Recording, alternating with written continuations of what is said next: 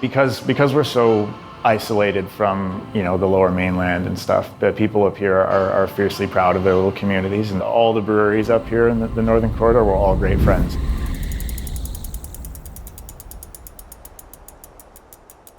Beer styles that were like very commonplace down south, people hadn't even heard of them up here. Yeah, absolutely. Lager Town. The lager, light lager, Clear cut lager. Budweiser. Lager. Caribou, Prince George's OG brewery.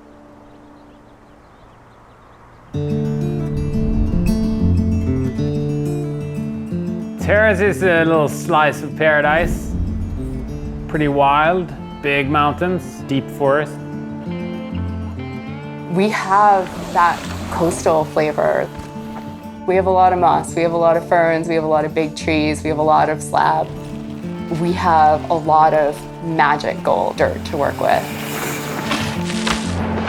And it definitely helps us create some amazing shapes. Terrace riding has historically been known to be very technical and very challenging, and that for a long time was the character of Terrace, and that was what people really loved about it. The challenge was that it was really hard to bring new riders into the sport.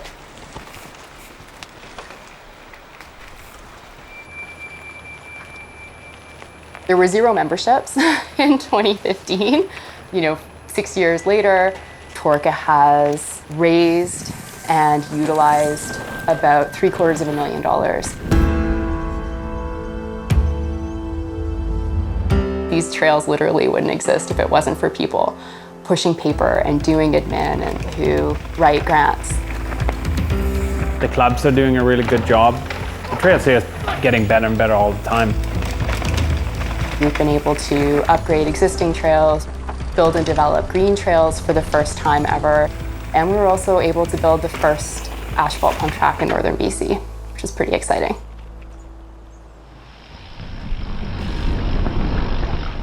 So mountain biking in particular blew up. Kind of need a brewery to go with the biking. When we first moved to Terrace, there wasn't a single sour, but yeah, that's definitely changing. Terrace has kind of proven to have an appetite for IPAs, and then now sours. And now we're getting more into ales and quicker turnover, and we can do more unique things with ales. I worked here for a year and a half, went to Berlin for a beer course, and went over a lot of the techniques. We don't stick to a lot of it. The biggest thing, of course, would be not to add anything adjuncts to the beer and stick to the purity law, but we definitely don't do everything the way they do.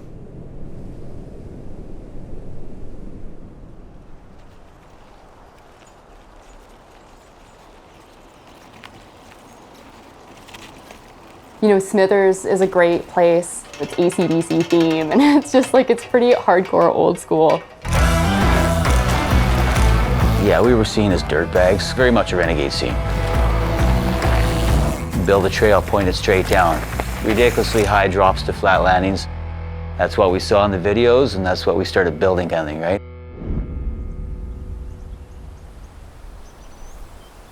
2009 is when the SMBA got going, when forestry went south.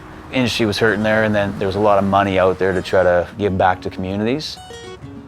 So we were lucky we got a big chunk of that, actually, and there was that momentum, right? It went like this, fast. Yeah, we got a pretty passionate crew who take care of the trails. People, they're taking ownership now, right? They see now how much work it takes to do a berm. There's so many people into it now. The brew pub, there's some nights, it's all bikers there, man.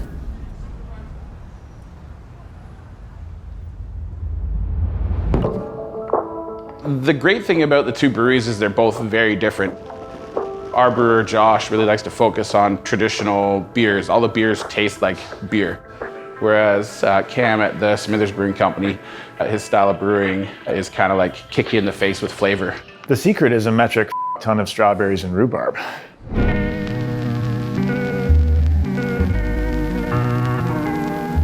When I first moved up to the north, I kind of realized it was a little bit behind the times.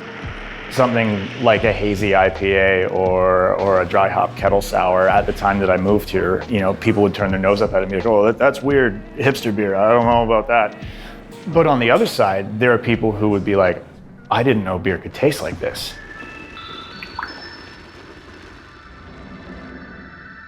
Probably the coolest beer I've made.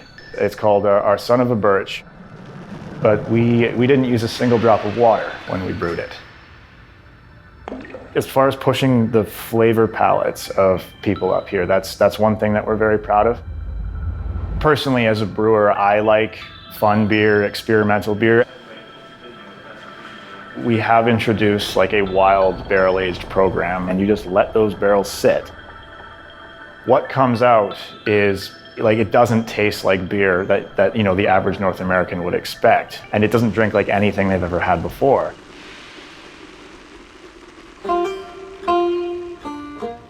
You know, people have asked why I don't shave my beard off sometimes, and it's just like, I think tourists would actually have a problem with it.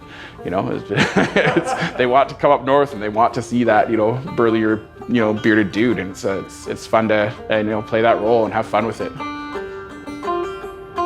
When I had a ski shop, someone thought that I looked a lot like Yukon Cornelius. So that has become a theme.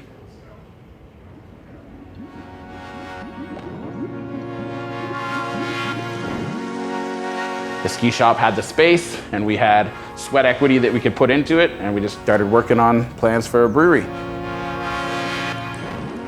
All of our beers have local stories behind them. So we got our Sasquatch Pale Ale. Sasquatch sightings are pretty huge up here. Hazy Days, a New England IPA, was born out of the fires up in Telegraph Creek. And then we've got a Broken Arrow Lager. Broken Arrow is what they call a lost nuclear weapon. And there was a flight in 1946, and it got lost and crashed in the Hazeltons. These are all skis that were donated by my friends, those skis that I sold them that they broke doing fun things. And you know, all of the mugs on our mug club were made by local potters, and a local blacksmith did the hooks.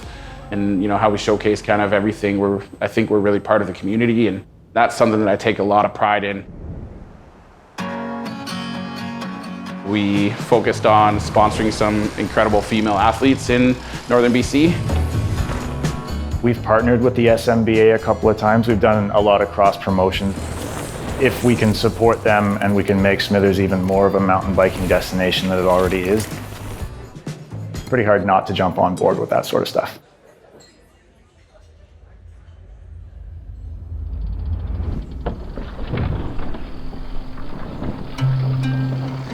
It's a little bit Wild West out here, I think. Everything's treed, it's beautiful. We're surrounded by rivers. The mountains are super, super close. Mountain biking in Prince George is exploding. The Pederney Trails is now like the hottest recreation spot in Prince George. In 2009, the Prince George Cycling Club was formed. From there, it's just been a growing process of designing and implementing new trails to deliver what all these people are coming here to ride. Prince George tends to make its own elevation, trails that are really windy and twisting. Jumps and burns and the wood features here you don't see at lots of other places riding, and PG's got a lot of it.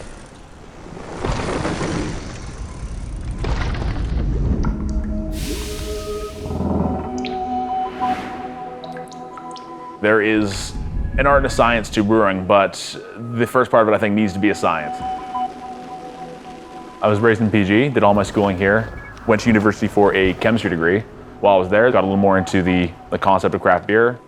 As soon as I graduated, I applied to come here.